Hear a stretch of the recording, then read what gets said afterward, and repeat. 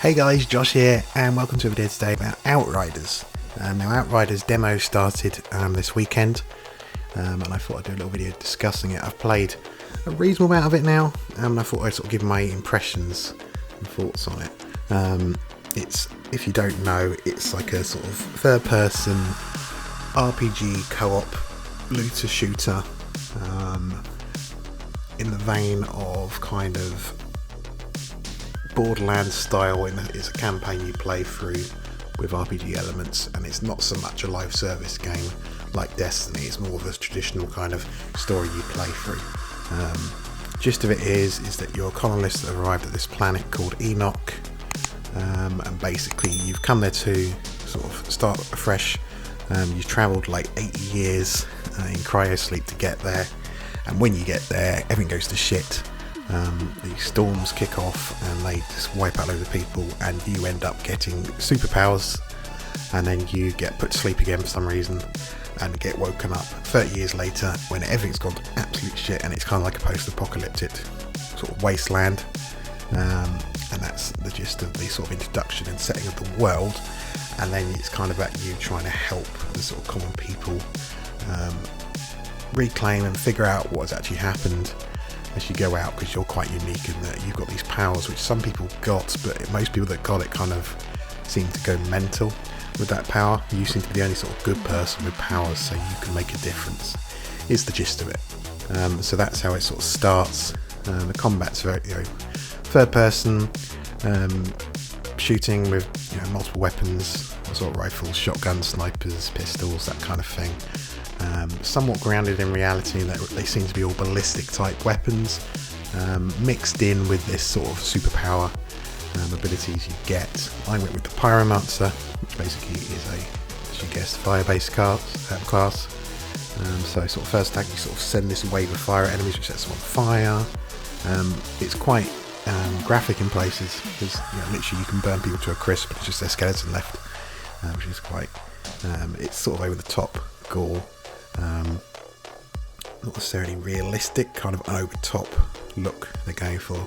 You can also heal with fire, like a fire link that heals you partially, which is quite useful.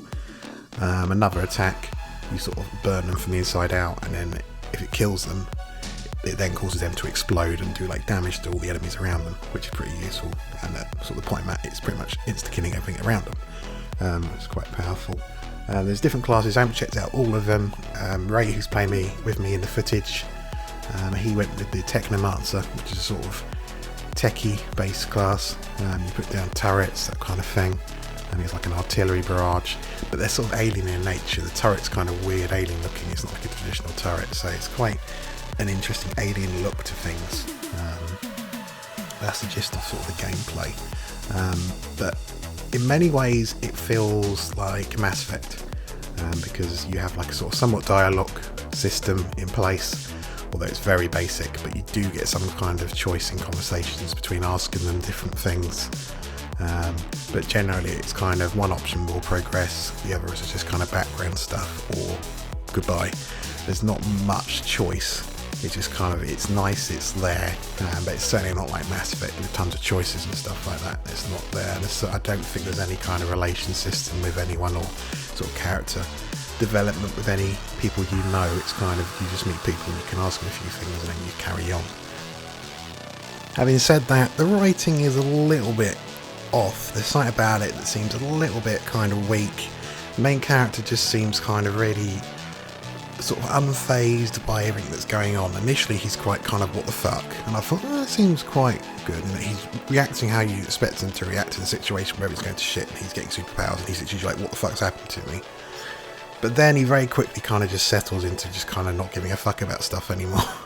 And like, it's just, there's a particular bit where a character's kind of been injured and you have the option to ask her, do you want a doctor? And she'll kind of be like, no, I don't want doctors, I don't trust them, they're more likely to kill me, right? Now, something like Mass Effect would then have the option to say, well, you need a doctor, or I can help you, or something like that. But he just goes, no, you don't have an option to say anything. He's like, oh, okay, and just kind of walks off, and the scene ends.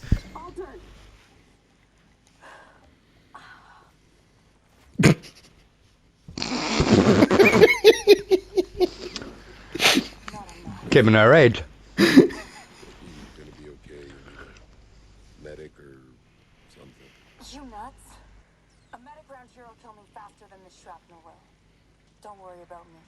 I'll live to fight another day.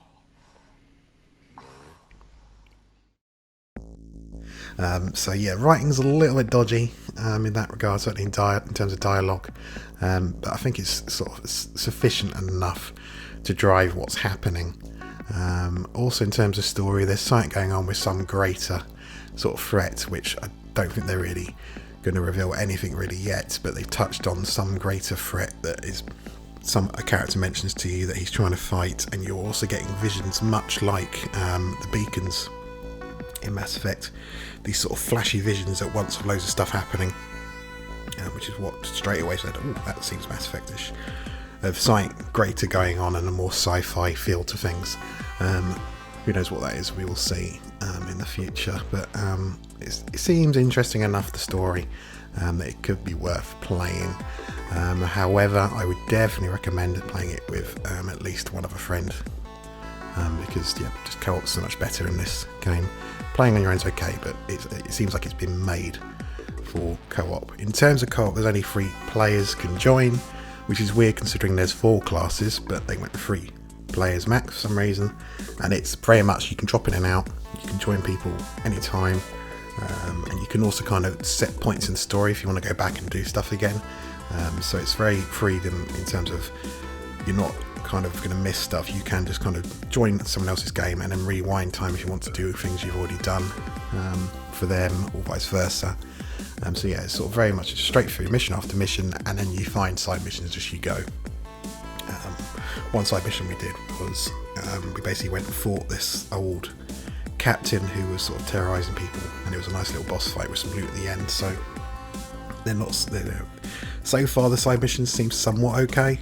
Another one is you kind of rescue this woman who's been sort of trapped in a warehouse, and she was like a friend of someone you see get shot, and after she gives you sort of a new store with weapons, so you kind of get stuff like that out of side missions. So some of them seem worth doing, they're not just little extra things, that you actually get sort of world changing things like a shop.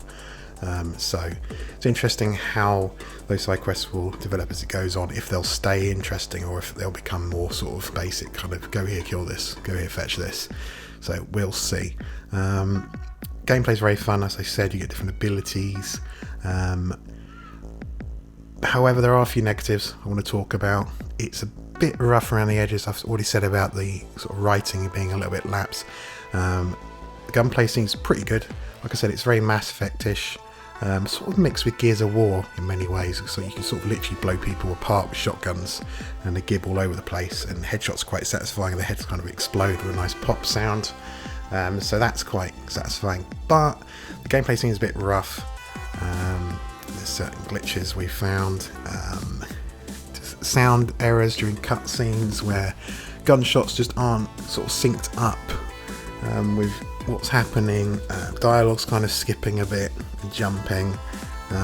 Just a few issues which are reasonably minor and they could fix, but it's like, you know, it's relatively close to release, and there's some issues there that are kind of easily kind of fixed, like sync issues that you're thinking, why weren't they fixed before the demo, which is supposed to be the advert for the game.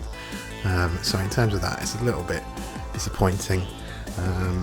Also, there's some weird choices. For example, in this little cutscene here, your character sees someone get sucked through this weird portal thing, and his reaction has got to be one of the funniest things I've ever seen.